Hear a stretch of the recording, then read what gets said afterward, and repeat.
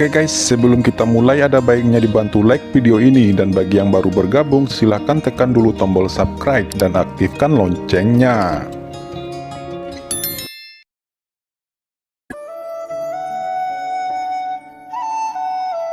Sekelompok orang keluar dari formasi iblis. Hah, sebenarnya ada dua orang yang menjaga di sini, ucap Long Batian dan yang lainnya ketika melihat Rong Chengji dan Qiu Cheng Suang di pintu masuk lorong.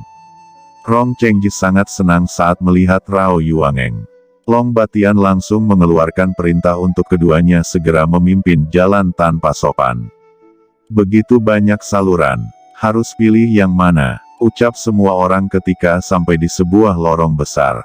Rong Chengji dan Qiu Cheng Suang menunjukkan senyum pahit di wajah mereka dan berkata, semuanya, 55 pintu masuk ini sebenarnya adalah pintu masuk ke tempat yang sama. Tetapi setiap saluran memiliki ujian yang berbeda. Selama Anda bisa lulus ujian masuk ini, Anda bisa sampai di bagian terdalam tempat ini, dan Presiden kami sudah menunggu kalian semua di tempat itu. Qin Chen terlalu malas untuk berbicara omong kosong, dan dia langsung menuju ke salah satu lorong di depan.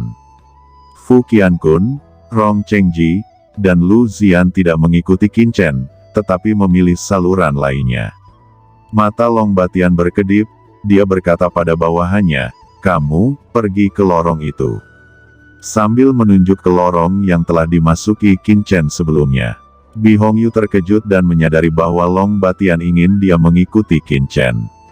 Niatnya sangat jelas, ingin menargetkan Qin Chen. Bi Hongyu melengkungkan tangannya ke arah Long Batian, dan kemudian dengan dingin meneriaki orang-orang di belakangnya, kalian, ikutlah denganku. Setelah sekitar sebatang dupa, Qin Chen akhirnya sampai di ujung lorong. Melihat altar batu di ujung lorong, Qin Chen bergumam di dalam hatinya, sepertinya setiap lorong akan bertemu dengan altar seperti ini. Tiba-tiba Qin Chen tersenyum ketika dia melihat beberapa orang datang. Wajah Bi Hongyu dingin, dan berkata, sekarang hanya ada kamu, tanpa perlindungan lelaki tua sebelumnya. Beberapa orang lainnya langsung mengepung Qin Chen. Qin Chen berkata dengan acuh tak acuh, apakah kalian ingin menguji kekuatan pemuda ini? Bi Hongyu melambaikan tangannya, dan pisau hantu muncul di tangannya. Ada sisik binatang darah di rahang pisau itu, memancarkan cahaya dingin yang dalam. 4 orang lainnya membentuk lingkaran formasi besar. Telapak tangan Qin Chen tampak lambat, namun nyatanya ia langsung mencengkram leher Bi Hongyu. Esensi sejati tubuh Bi Hongyu langsung dipenjara, ditangkap seperti ayam, dan anggota tubuhnya berjuang dengan panik di udara. Qin Chen langsung mematahkan lehernya, lalu melemparkan orang itu dengan santai, dan Bi Hongyu meledak dalam sekejap. 4 orang lainnya menatap Qin Chen dengan ngeri. Qin Chen mengabaikan ke-4 orang ini, tetapi mengangkat kepalanya, dan berkata dengan ringan ke lorong gelap di belakangnya, Raja Iblis Qian, Molly, kalian berdua telah mengikutiku sejak lama, apakah kalian akan terus bersembunyi? Jie, sungguh tak disangka, kamu bisa menemukan kami. Tawa yang keras terdengar dari belakang ke-4 orang itu. Dalam kegelapan, 2 sosok muncul dan berjalan keluar secara perlahan. Mereka ternyata adalah Raja Iblis Qian dan Molly.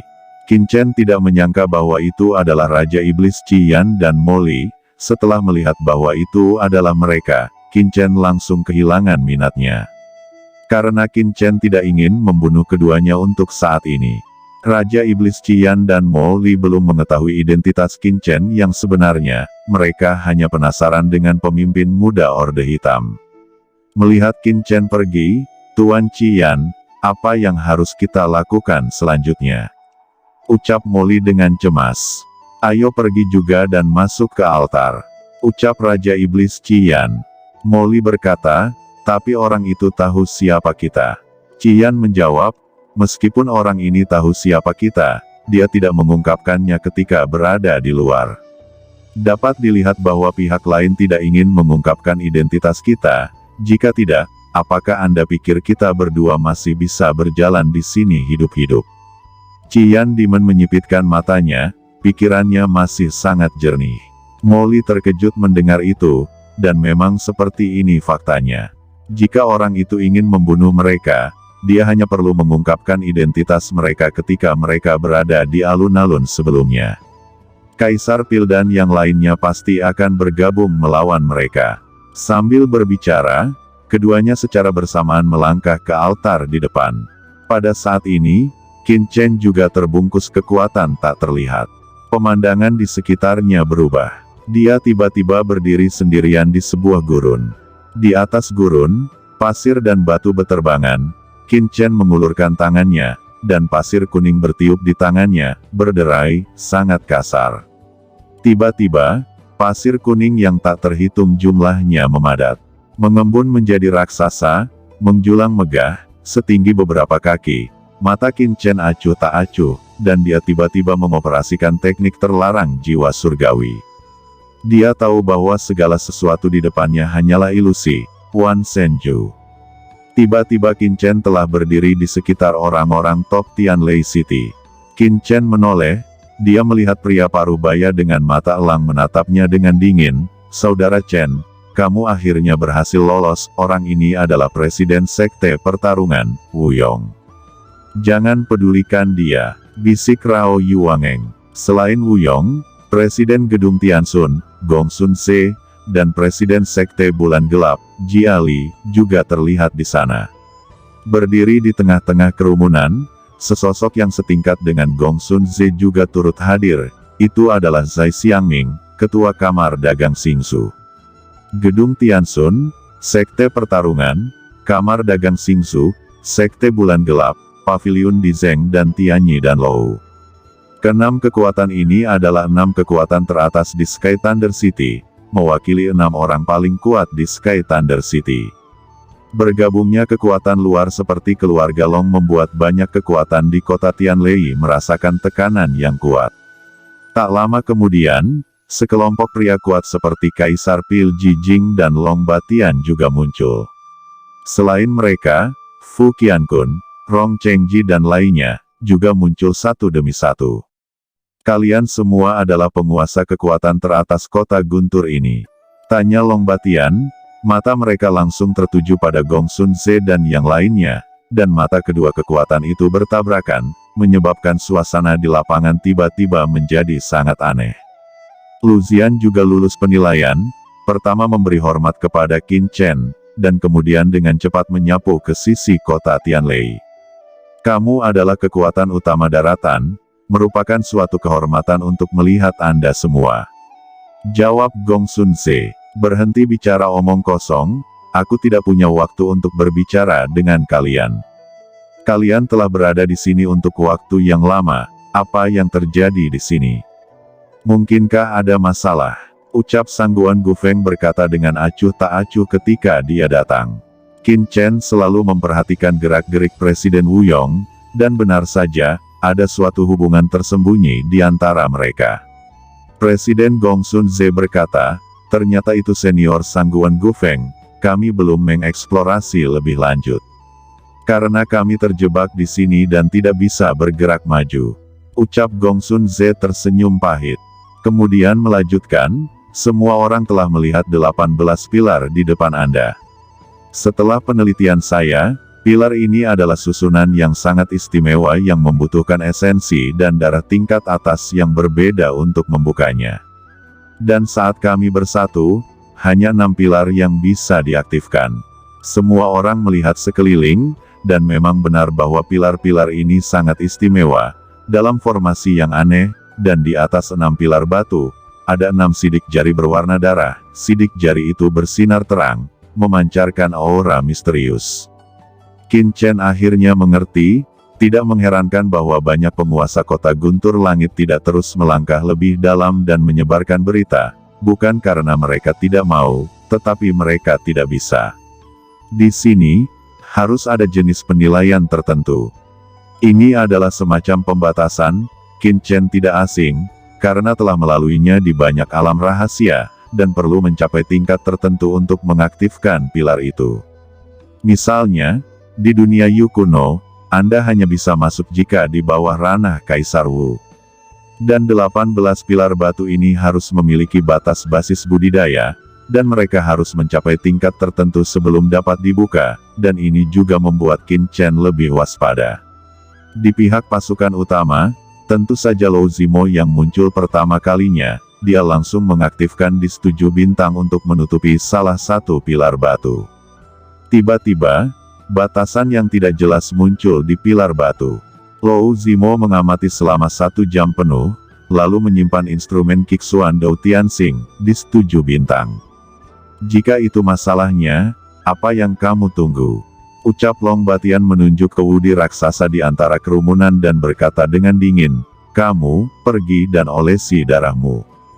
Gong Sun Ze mengerutkan kening, dan berkata, Yang mulia, pilar batu ini memiliki persyaratan.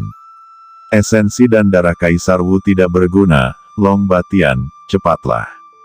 Teriak Kaisar Jijing mendengus dingin. Dia tidak ingin bertarung, hanya ingin melihat harta karun itu sesegera mungkin. Long Batian tidak berbicara, dia memadatkan darahnya, dan menekan telapak tangannya ke atas. Kali ini, seluruh pilar batu tiba-tiba meledak dengan cahaya hitam yang menyilaukan, yang mengejutkan semua orang. Setelah itu, pilar batu kembali tenang, dan pada saat yang sama, di bawah pilar batu, sebuah sidik jari telah tercetak di atasnya, yang merupakan sidik jari Long Batian. Ketika Kaisar Jijing melihat ini, dia juga datang ke pilar batu dan mencetak sidik jarinya. Setelah itu Lou Zimo, Chu Huahan dari gerbang tersembunyi kabut, Qiu Pucun dari tanah suci darah, Sangguan Gufeng dari istana berkabut. Begitu banyak orang bergabung, tetapi hanya mengaktifkan 12 pilar. Ini masih tersisa 6 pilar. Semua orang mengerutkan kening, kalian semua datang, coba satu persatu. Ucap Long Batian kepada banyak pria kuat di belakangnya.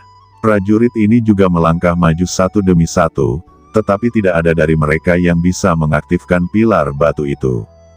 Yang mulia belum meninggalkan sidik jari. Bisik semua orang memandang Fu Qiankun, karena Fu Qiankun belum mencobanya. Fu Qiankun melirik Qin Chen dan melihat Qin Chen mengangguk, mengguncang tubuhnya, dan datang ke salah satu pilar batu, mengolesi darahnya. Pilar batu lain diaktifkan, masih tersisa 5 pilar yang belum diaktifkan. Sangguan Gufeng, pria berbaju hitam di sebelahmu sepertinya belum mengambil tindakan. Ucap Qin Chen berbicara tiba-tiba. Semua orang terkejut dan menoleh. Ekspresi Sangguan Gufeng berubah. Karena pria berbaju hitam di sebelahnya adalah seorang Raja Iblis, dia takut akan terjadi sesuatu. Tuan Sangguan, biarkan aku mencoba. Ucap Raja Iblis juga tahu bahwa dia tidak bisa bersembunyi. Dia berjalan ke pilar batu, mengulurkan telapak tangannya, dan berdengung, tiba-tiba pilar batu bersinar, dan itu tidak berbeda dari yang lain, dan segera melemah, meninggalkan jejak tangan berdarah. Kemudian masih tersisa 4 pilar. Biarkan aku mencobanya. Pada saat ini Qin Chen melangkah maju. Ketika semua orang melihat Qin Chen melangkah maju, mereka semua tercengang. Dan Presiden Wu Yong bahkan mencibir. Di bawah semua mata, Qin Chen datang ke pilar batu dan menekan sidik jarinya. Meskipun dia belum mencapai puncak Kaisar Wudi, dia yakin bahwa dia seharusnya bisa mengaktifkan pilar batu. Benar saja, pilar-pilar batu itu langsung menyala, membuat suara heboh semua orang. Sangguan Gufeng dan yang lainnya hanya bisa menatap Qin Chen, tapi kali ini mereka terlihat lebih bingung. Perlu dicatat bahwa Feng Kangan, seorang Kaisar Wu di puncak telah gagal mengaktifkan pilar batu, tetapi Qin Chen mengaktifkannya. Oke teman-teman, terima kasih sudah menonton. Jangan lupa like, komen, dan subscribe.